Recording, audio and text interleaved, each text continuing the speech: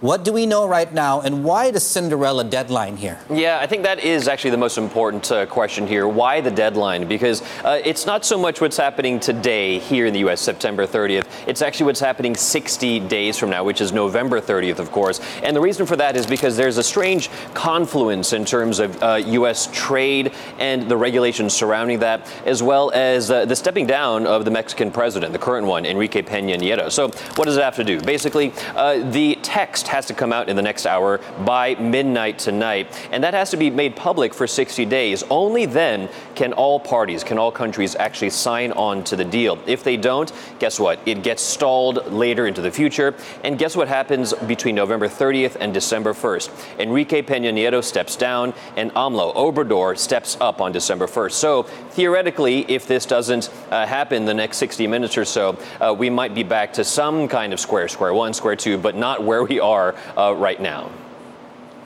That's right, Ramy. Some kind of optimism, but there are sticking points. What are the top issues that need to be addressed? Yeah, Haz, the biggest thing that we have been talking about here is in regards to the tariffs that the U.S. has threatened on Canada in terms of its steel and its aluminum. Now, not just that, it also has a knock-on effect, of course, in terms of autos, because the automobile industry is so important to Canada.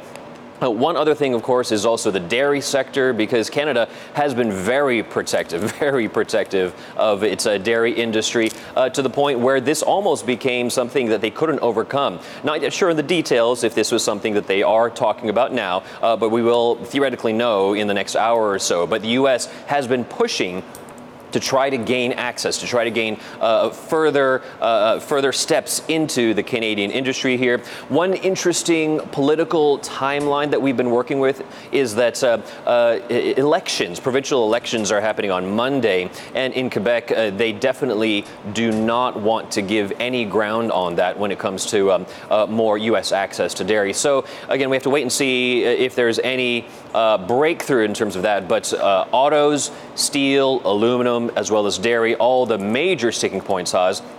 To a smaller degree, there's also patents and there's also intellectual property, and there's also the sunset clause, which has been negotiated with Mexico in terms of a review every 10 years versus every 6 years. So if all things are pretty much the same in terms of what the U.S. and Mexico agreed on over the past few months, there might not be so much change, and it might be full speed ahead, ideally, again, within the next 60 minutes.